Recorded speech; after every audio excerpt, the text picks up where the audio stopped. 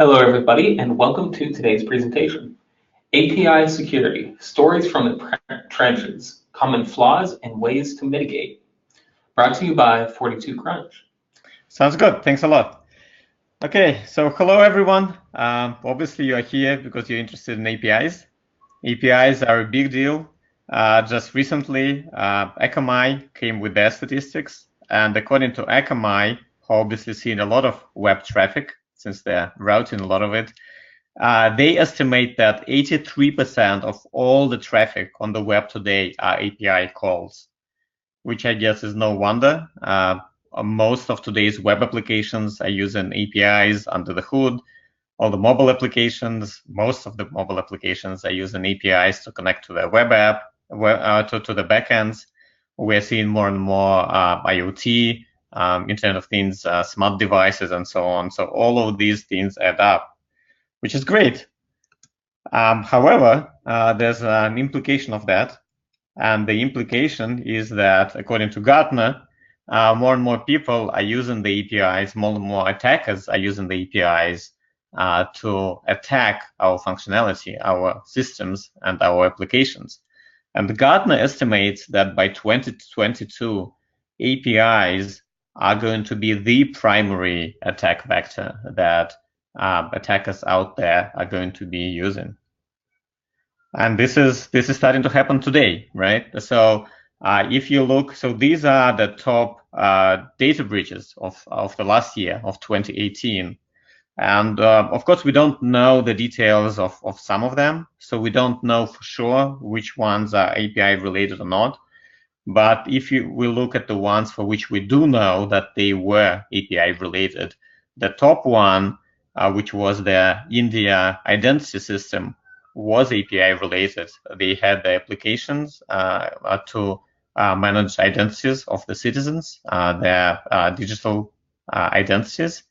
And the application did not have the backend APIs properly secured. They relied on security built within the application, not within the API.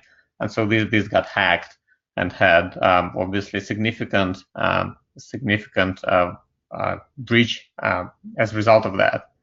And then you probably know that Google Plus is being shut down partly due to the faulty APIs, and Facebook there had their share of API issues and so on. So in this webinar, we will talk about what makes API security so hard, why we are seeing increasingly more and more API breaches, and why even companies like Google and Facebook that obviously know a thing or two about building web applications, why they still suffer from API breaches. We'll look at examples of a few recent API breaches. So again, you know the context, and we can learn from the mistakes of others. And then we'll look at what makes up API security, that's sort of the building blocks, and the resources available that you can use to improve the security of your APIs. So with that, I'd like to ask a couple questions. So Bill, if you could use the first poll to let people answer.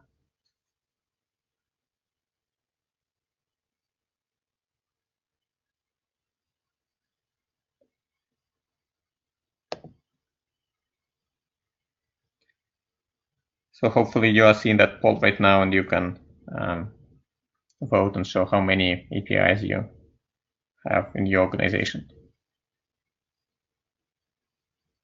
All right, I'll give a few more seconds for the poll for those last few responses.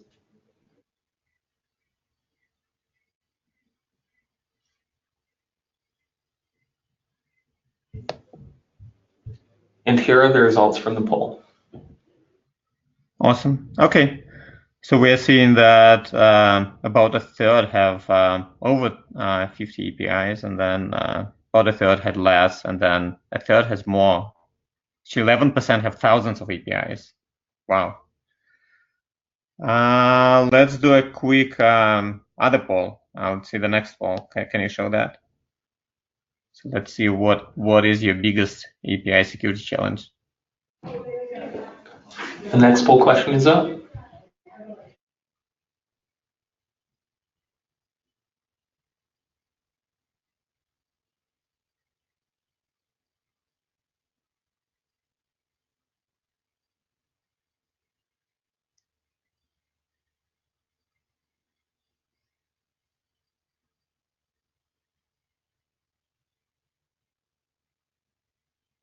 I'll give a few more seconds for the last few responses.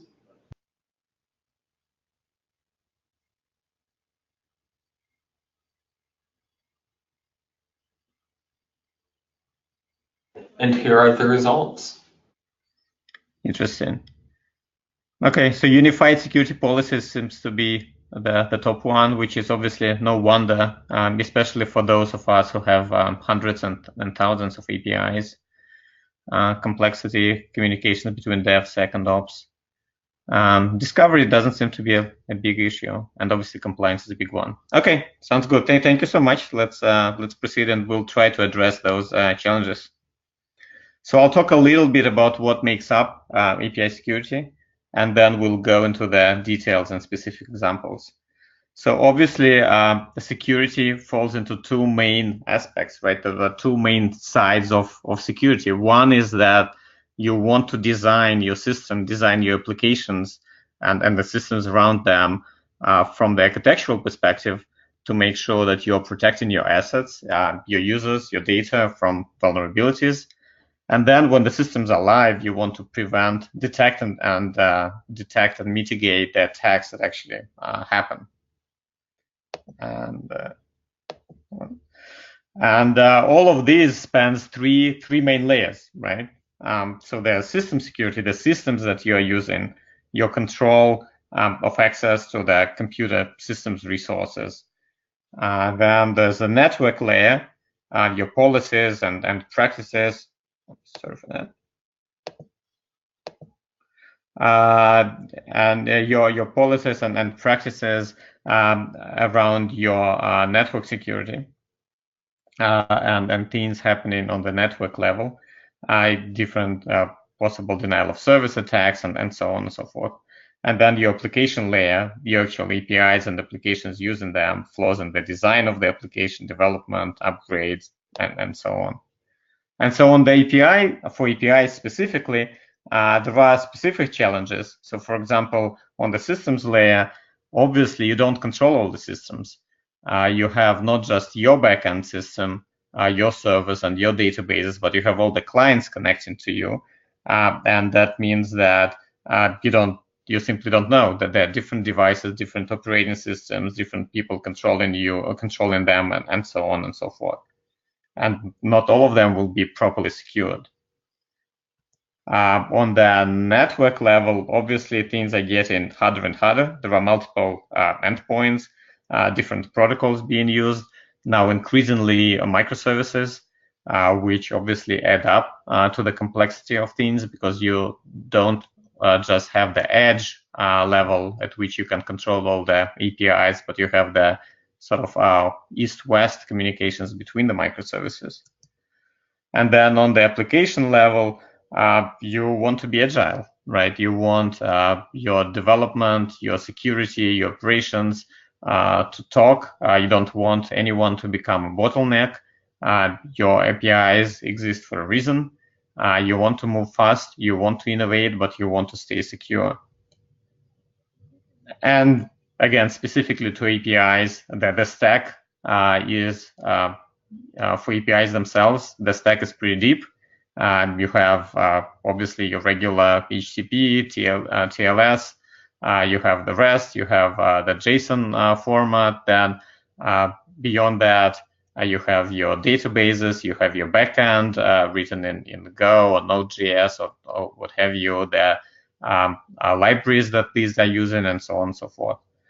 Then the another issue is just the dynamic nature of APIs, right? Your application is comprised on multiple APIs working with each other. You design them with a specific sequence in mind, but attackers might reverse engineer the way that your APIs work and try use them in a different way, in different sequence, giving them different parameters that you didn't think of, different payloads, and try to make your APIs misbehave and give them the data and access that they want. And the scenarios are different. A lot of people start with internal APIs for their internal systems, but then maybe they built in some assumptions. Like, for example, that companies that built the identity system in India, they built the assumptions of the application basically being an internal application, but then it was no longer the internal application because it was hosted for different vendors and contractors to use, and so it was no longer just on the intranet. It could be accessed externally. So that change from internal use to internal use, but some sort of cloud hosting to external use happens very quickly. And that's something that we need to keep in mind, and we need to adopt the trust no one mantra. And APIs are not web applications, right? So again, quite a few APIs fail from security perspective because companies assume that they can just put a web application firewall, a WAF, in front of their web API, and just assume that a WAF can protect APIs just like it could protect web applications. But typically it cannot, right? Because API workloads are specific to the APIs, so there's no one-size-fits-all protection that can work regardless of the API that is under the hood. I have one more question that I'd like you guys to vote. So Billy, if you could put the next one on, so we could see what kind of backends you guys are using. Alrighty, the poll is up, everybody.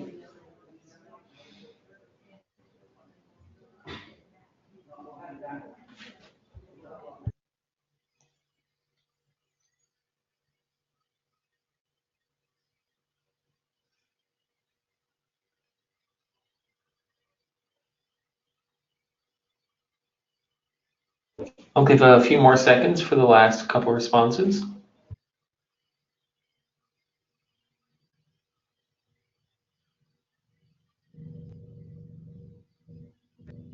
And here are the results.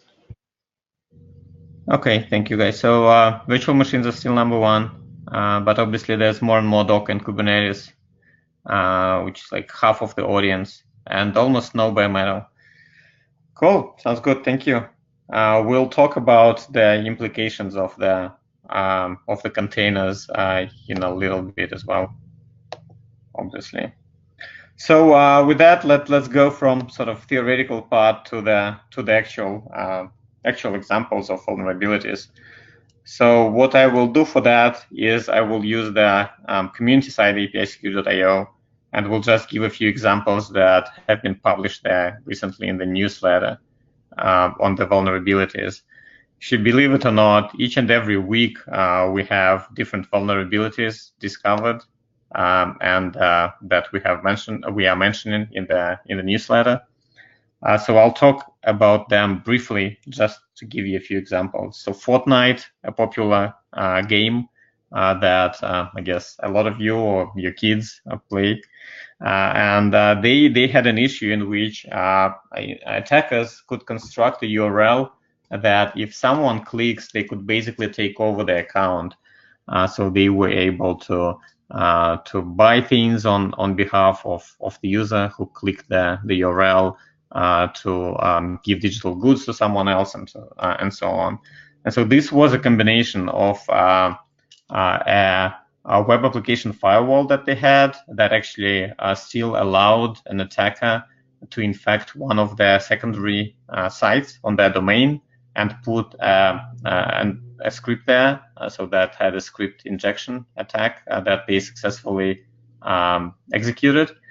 And then after that, they used the vulnerabilities in the single sign-on APIs of Fortnite that didn't do proper sanitization of input parameters. And so they could, instead of the proper redirection URL, they could pass a different URL, and that still worked, right? So the backend still accepted that parameter, which was not the parameter that it expected. And so they could redirect people to their script effectively and get control over the account.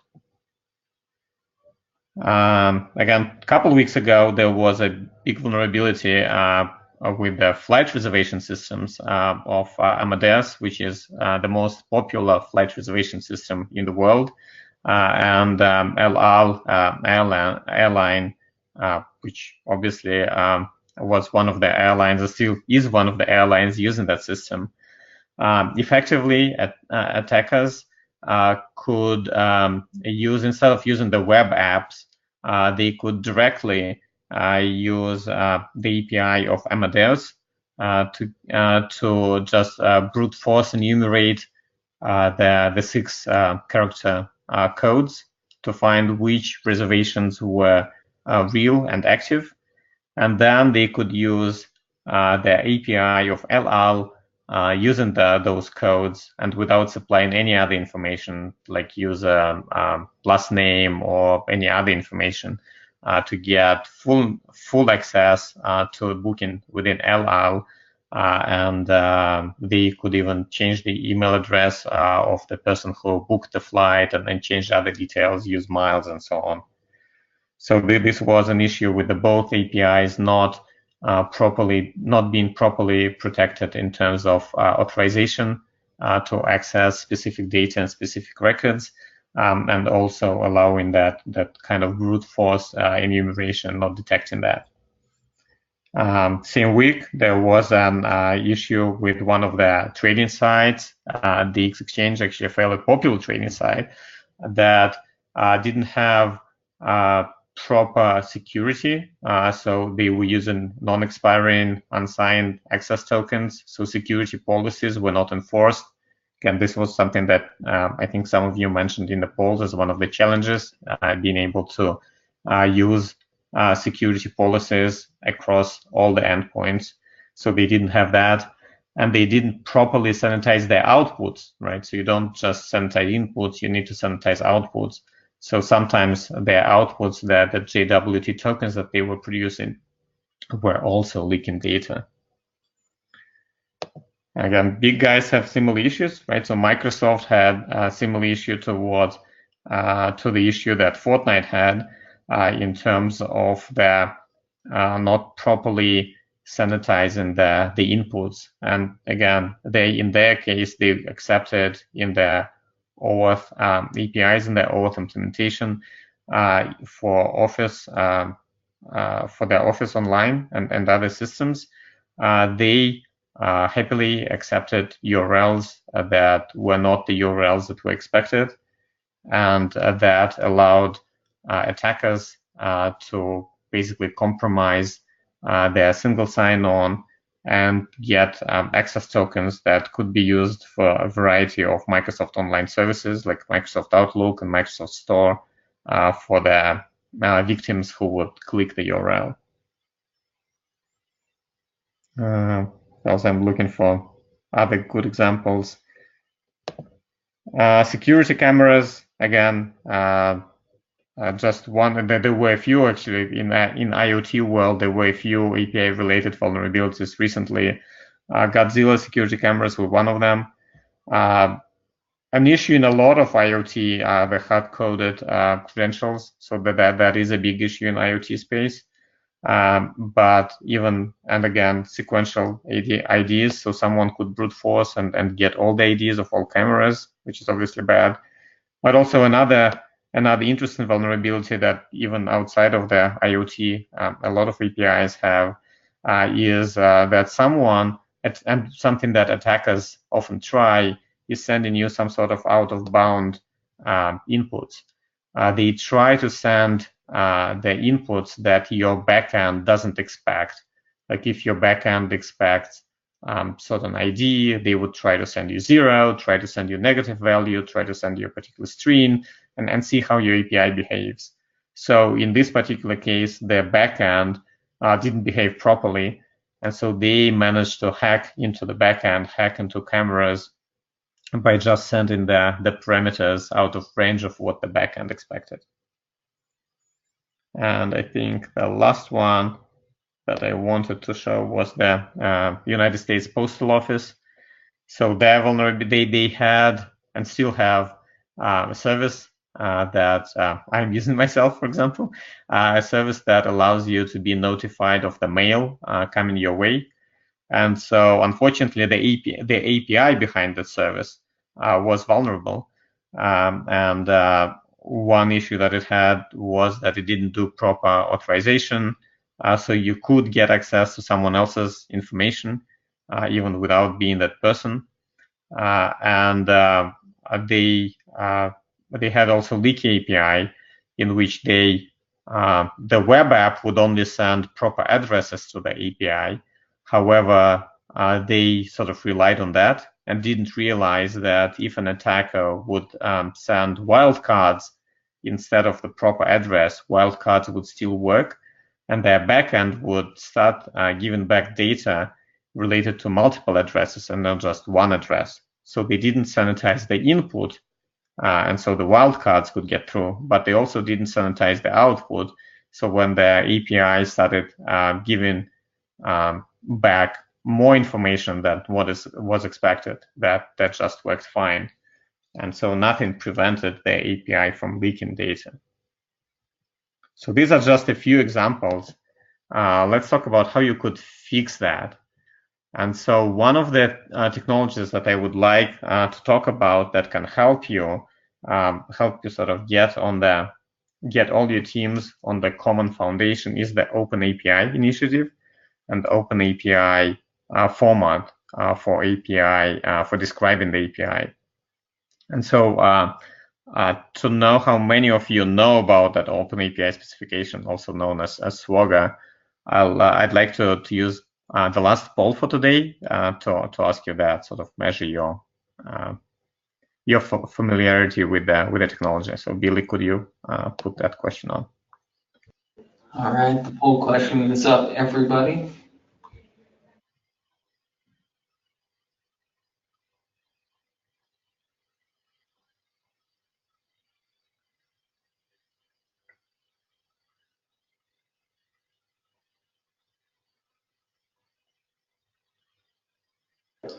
All right, I'll give a few more seconds for those last few responses.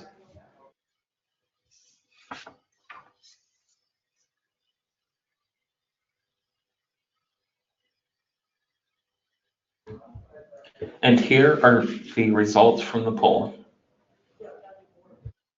Okay, so there's quite a few of you using sort of API first approach when you sort of develop the API, and then other systems adapt to that. Most people using OpenAPI are using it for documentation, to document the APIs that are being developed. And then quite a few, like 20% are using for API governance. And then some people are using another standard, which I assume is RAML or something else. Sounds good. Thank you. Let's have a look at how you can use that standard. And obviously, for those of you who don't know about the standard, it's a fairly popular standard. It emerged out of the standard which used to be called Swagger, and then quite a few companies, including the big ones of the world, like Microsoft, Google, and eBay and others. They joined their forces to sort of standardize on the next generation of it. They renamed Swagger to OpenAPI. The current version is 3.0, but 2.1 is probably still 2.0 is probably still the most actively used one. So I will be using that. So I believe, and my company believes, that OpenAPI Swagger should be the foundation of your API security, because it's the common standard that your tools, your gateways, your developers, your security people, your ops can use to talk about what's happening with the API and what your API is.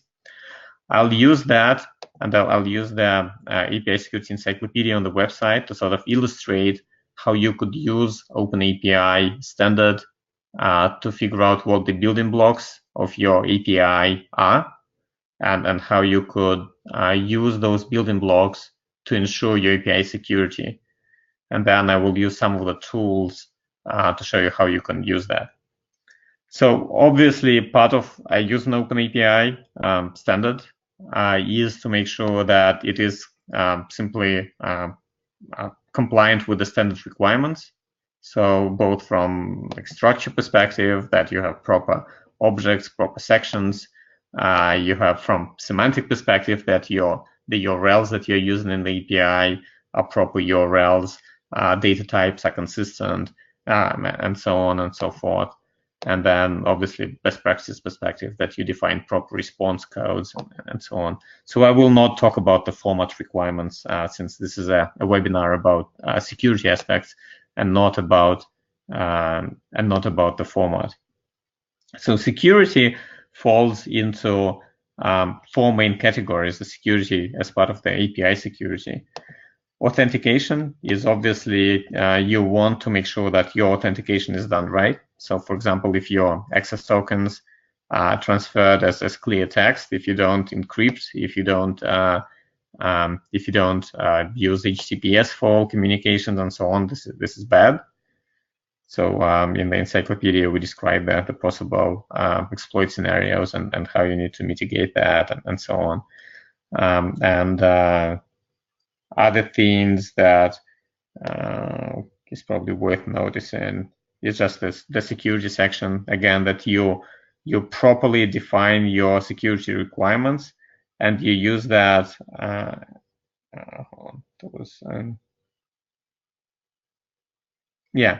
And you define your security. Actually, this is a good one to show that you define your security across the API, for example. So you don't define your security just for a specific property, but you define security requirements like OAuth or something else across the API and so on. So again, there's I won't go into the details. You can read all of that and see the examples in the encyclopedia itself. Authorization is obviously important, right? If you use OAuth, you want to define the scopes. You want to make sure that the scopes are being followed. There was one of the API issues that Twitter had last year was that they didn't properly enforce scopes. So applications using Twitter APIs could get access to direct messages even when they were not supposed to because scopes were not properly set. We talked quite a lot about data validation when we were talking about the examples of API vulnerabilities, like United States Post Office API and so on, right? So you want to make sure that you properly define the parameters and the workloads that you expect to get in. For example, you specify the minimum and maximum values of your APIs. If you have something like a string, then you specify the pattern that you expect. So you're trying not to just say that, hey, this parameter is a string. You want to specify that ID is not just a string, but for example, there's a specific regular expression that your string needs to follow. So that would protect you from strings that are being overly long or have SQL injections in them and so on. Same thing with the schemas, right? If you have some sort of a JSON that you expect as a payload, you want to make sure that you specify what kind of JSON that is, right? So you want to define the specifics of the JSON that you're expecting instead of just saying, oh, it's some kind of JSON. And responses. Again, we talked about responses. That was something that sort of killed the USPS API there, and then just before that, a similar vulnerability was with the Steam gaming engine. Again, if you use the API to send something that it didn't expect, it could stream you back lots of license keys for all the games that they hosted rather than a specific license key. So you need to sanitize not just the inputs, but the outputs. So even when your API is breached, it doesn't leak the data that you're not expecting to give to people. And on the transport level, obviously you want to make sure that your transport layer is properly secured, that you have TLS and so on and so forth. So again, the encyclopedia is a useful tool. It's something that we are working on, and if you want to contribute to that, we'll obviously happily accept your contribution. And now what I will do next is I will sort of show you the process, and I'll use the tools again on the website. And what I will do is I will just take an OpenAPI file, and I will run the audit that would show me what's happening with that file and the possible vulnerabilities in it. So what I will do is I will take the pet store example that is in the OpenAPI project, and it's just sort of a definition of a fictional pet store that has some sort of API to add pets, enumerate pets, and so on. And let's upload that definition. So I am uploading that Swagger file, that OpenAPI file, and you could see, like, I can, from that website, apisecurity.io, I can get an assessment report. Actually, this is a pretty good API, so it's sort of in the green area. It complies with all the requirements of OpenAPI specification, which I guess you would expect from someone coming from the OpenAPI group. However, it does have some security issues. So we can go quickly through them. For example, security is not properly defined for that issue. And again, you can see the sort of encyclopedia articles that talk about a specific issue.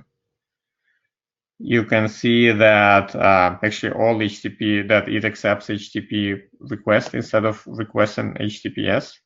And indeed, you can see that here's the place in the definition where it says that HTTP is accepted, which should be replaced with HTTPS. And actually, you know what? Let's go and start fixing that.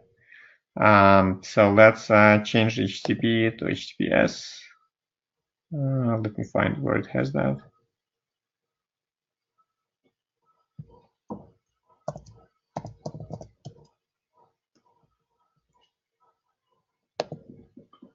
So, here it is. So we'll change it to only use HTTPS. No. Save it as JSON too. And then let's look at what's happening in the parameters level. So you can see again, a lot of parameters don't have proper limits set. So for example, let's see, there's a tag parameter, and that tags parameter that text parameter is an array. It is an array, but we don't specify how many elements are in that array, which can be bad because obviously attackers can try to overload it, send too many parameters, and see what happens if they send too many. So the remediation is to use max items. Okay, so let's add that. We'll find that tags, and then I'll add max items. And so suppose we are not expecting that to be over 10. Like we should never get something that's more than 10 items. Okay, so I've done that. So let's re-upload here's our changed JSON file, our new definition. And hopefully if we did something right, if we did everything right, things should get better. So you could see that all transport issues are gone now because we've changed to HTTPS. And you can see that now it no longer complains about that tags array being a potential source of issues. So typically that's the way you would work as a developer. You would work on your APIs, you would go and narrow them down, and then you would have your API definition to be strict and not allow for vulnerabilities. So that's the tool that I wanted to show. Okay, so we talked about the API, and then the OpenAPI, when you're using that as a foundation, once you lock it down, then hopefully your consumers and also your tooling, your gateways, and so on, they can use that as a foundation of the security. So we talked about auditing your API. So I'll talk a little bit about commercial tooling. This webinar has been sponsored by 42Crunch. So I'll just spend a quick 1 minute talking about what 42Crunch does, and then we'll go to the Q&A section. So get your questions ready. So 42Crunch builds on top of that functionality around OpenAPI. We are a member of the OpenAPI Foundation. And so we believe that, again, OpenAPI can serve as a contract. And so our tools go from auditing the API, something that you saw on that community side, to scanning the actual live endpoints to make sure that they comply with the OpenAPI contract, and to protection. So basically, you take that OpenAPI definition, you start with making sure that your OpenAPI definition is strict and locked down. You scan your live endpoints, or we do the fuzzing and try to use different parameters and then see if your actual live endpoints behave according to your lockdown definition. And then we also generate a micro API firewall that you can put next to your API on the edge or as a sidecar in a container to make sure that the APIs don't actually respond to something that is not in compliance with the OpenAPI definition. Right, so it's a whitelisting, micro firewall, super efficient, tiny, extremely quick, and so on. And then there's obviously the reporting and monitoring aspect. So you can find more about the commercial tools at 42crunch.com. I guess the bottom line, something that I would like you to remember from that webinar, is that OpenAPI is your friend. This is the industry standard. You could see that even from the poll that we had during that webinar, only about 10% are using something else. Most people are using OpenAPI one way or another. Those who are using some sort of API description files. Some use it just for documentation. I would highly recommend that you go from just using it for documentation to using that as a contract and something that you can use to make your APIs more secure. Security is about layers, right? There's not a single thing that you can do. You look at how you secure everything from your network to your systems, to the data you get in, to the data you get out, and so on. Use the resources, the apsecurity.io. Please subscribe to the newsletter and use the encyclopedia and so on, and send us your feedback. So that concludes my slide deck, and hopefully you guys have submitted some questions. If you have not, but you have any questions, please submit them through the controls in the GoToMeeting. And Billy, if we have any of them already, please read them, and I'll be happy to answer them. Great, thank you so much. We do have a few questions that have come in. Our first question is, if I would want to contribute to APIsecurity.io, how would I do so? Okay, so great question. So obviously it is in use. So there are a few aspects. I'm not sure what was meant by the person who asked the question, but basically, so there's the news feed, and we have our Twitter account to which you can just send your news or anything API related that you would want us to put in the newsletter. So we'll be happy to include that. We do have for the encyclopedia, each and every page has ability to leave comments and leave feedback.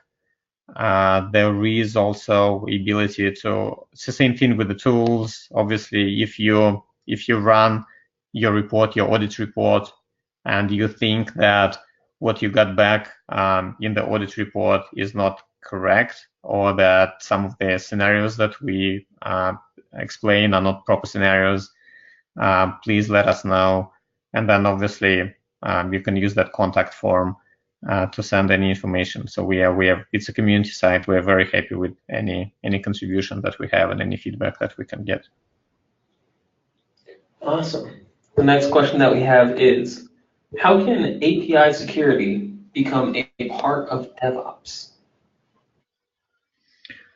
All right. Okay. So great question. Again, security, it's very hard to have security separate from your development process and stay agile and stay secure. So what we believe is that DevOps should become DevSecOps. So security should start as much from the left as much from the beginning of your design and development process as possible.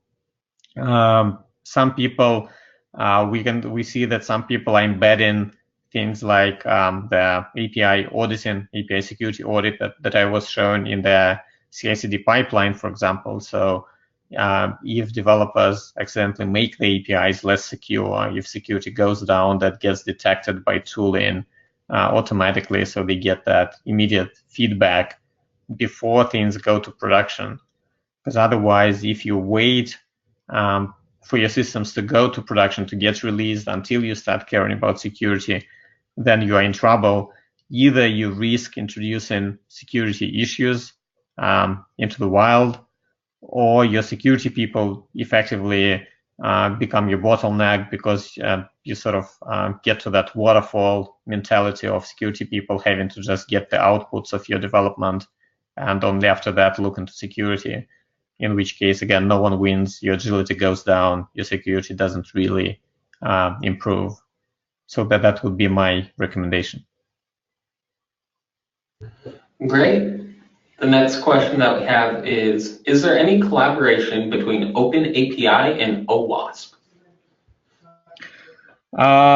Great question. So there are quite a few members of OWASP who are also members of OpenAPI.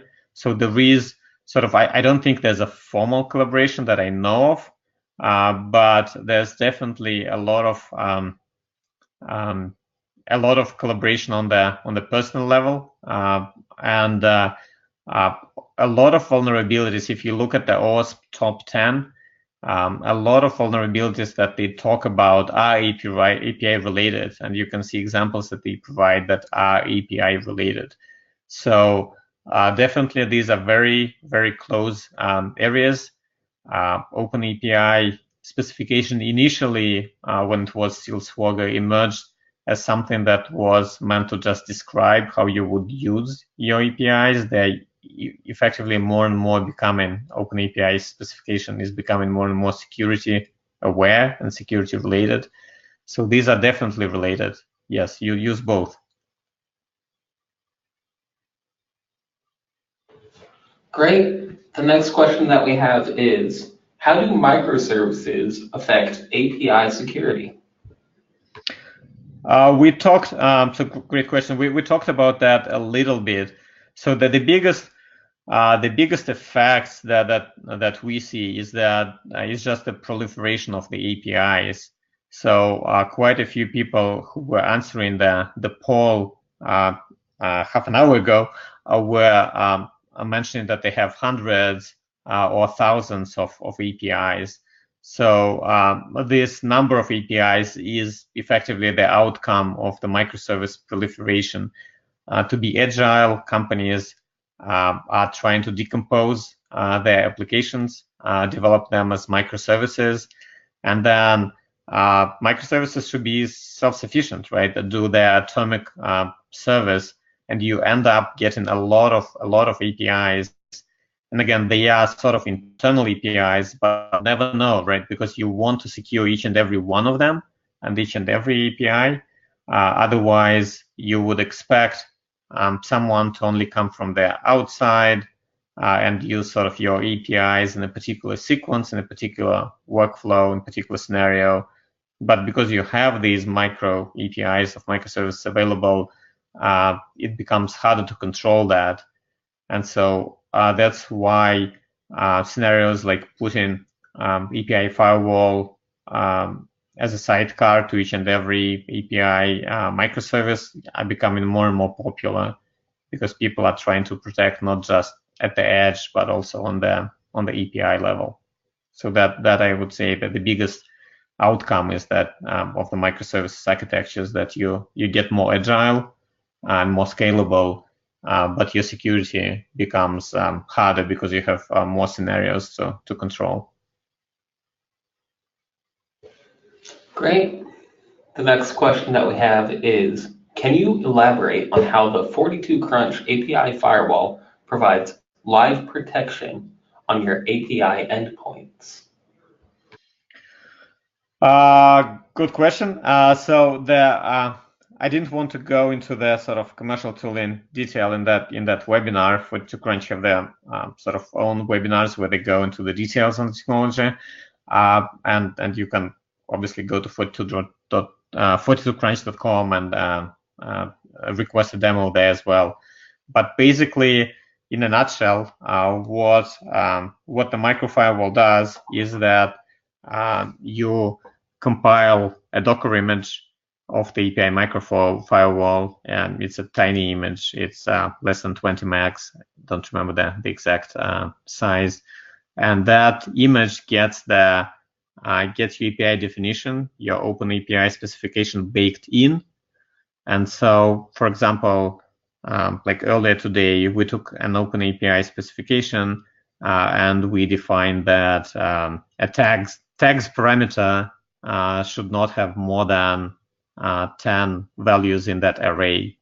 And so if someone tries to send you something that has more than 10 items in that array, that microfirewall would reject it. Or if someone tries sending you a post where your OpenAPI specification only expects get, that would get rejected.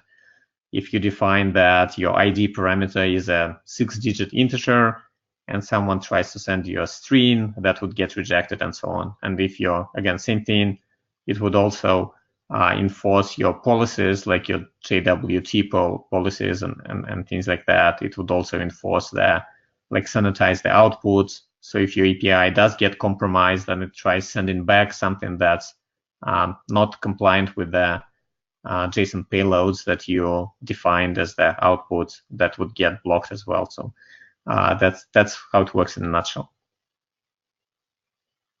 Great. The next question that we have is it the best practice to have an API gateway that will protect API and enforce security governance?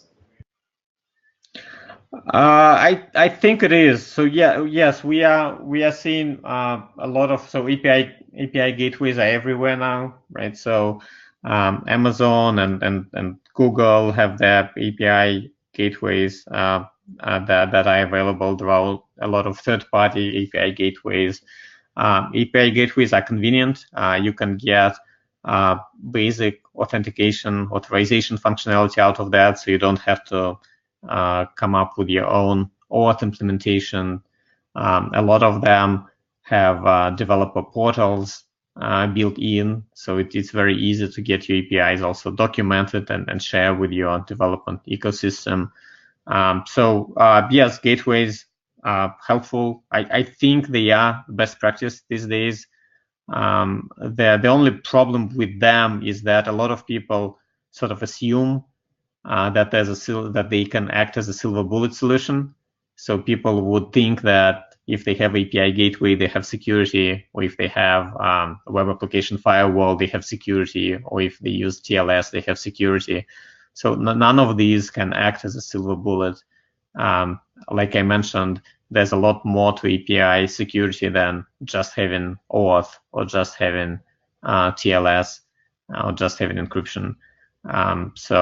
Just don't assume that they will solve all your security issues. But yes, I think they are one of the best practices these days.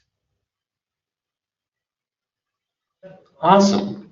The next question that we have is, are Swagger and OpenAPI the same? Yes, basically they are the same. So Swagger was the old name. A lot of people are still using it.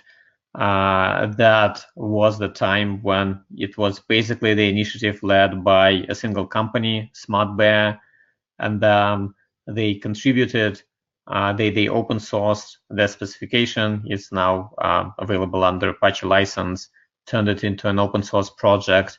Had companies like 42 Crunch, like Google, like Microsoft, like eBay, and others join the efforts. And so when they did that, their specification got renamed. And so OpenAPI is the current name of the specification. Swagger is just the old name.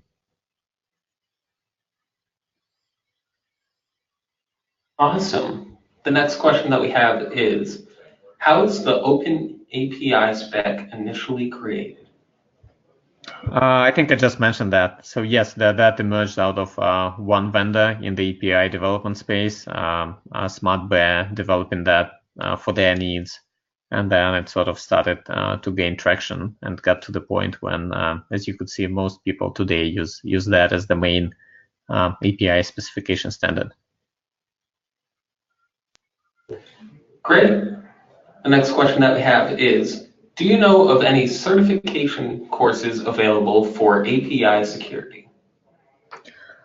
I do not. That's actually a great question. So I think that education is a very important aspect of API security, and so that's actually something that would be great to add to the community side. So if any of you know of good courses, good classes, good certifications, actually let me know. We'll be happy to highlight them on the website as well. Awesome. The next question that we have is the API audit tool open source?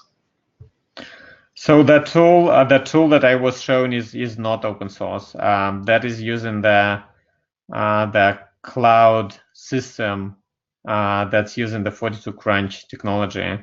So the tool itself is not open source, but it's a free tool that you can use online. The OpenAPI specification is open source. The technology, the tool itself is basically using all the stuff that is inside the encyclopedia that I was showing. So you can read about all the checks that the tool performs. So there's no, like in terms of the knowledge, we're trying to make all the knowledge, all the rules openly available. And again, the specification is open source, and it's an open source project in which we are participating.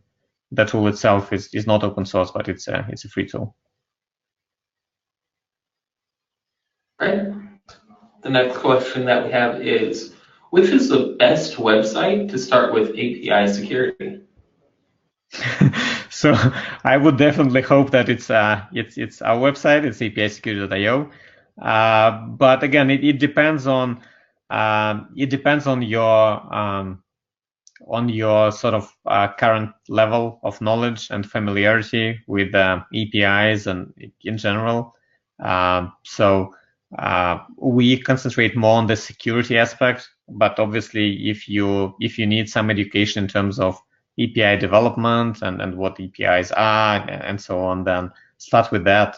Start with just reading something, learning how to design APIs and what REST is, what JSON is, implementation and so on, and then use our site as well, and use OWASP as someone mentioned. That there's multiple. Great. The next question that we have is, I currently use OpenAPI 3 to document APIs. Are there any tools to check OpenAPI 3 files on security flaws? So for security flaws in OpenAPI 3, we don't yet have that on our website. So that's again on the tooling. That's something definitely on the roadmap. So we will add that as tooling. So you can try to use a converter, convert it to tool, and get some of the assessment. You can just use encyclopedia for now instead of the tool to sort of learn about the possible issues and implement them, kind of locate them manually. We will add that to the tooling as well. It's on the roadmap. It's just taking us time to release that to the market and to the community. Great. It looks like we have one more question, and that question is, are there parts of API security not covered by OpenAPI standard? There are. So as I mentioned, OpenAPI specification sort of started as just a documentation tool and then started adding the security aspects. So that is work in progress. For example, some of the authentication and transport security mechanisms like mutual TLS are not yet in the specification. Some of the parts of the security, like message level security, and are not part of the specification yet. There are current proposals of adding that to the next release of the specification, and I would expect them to get there. So maybe OpenAPI 3. something will hopefully get bigger coverage of the security aspects of APIs. So that's the expectation, and that's what we're working on.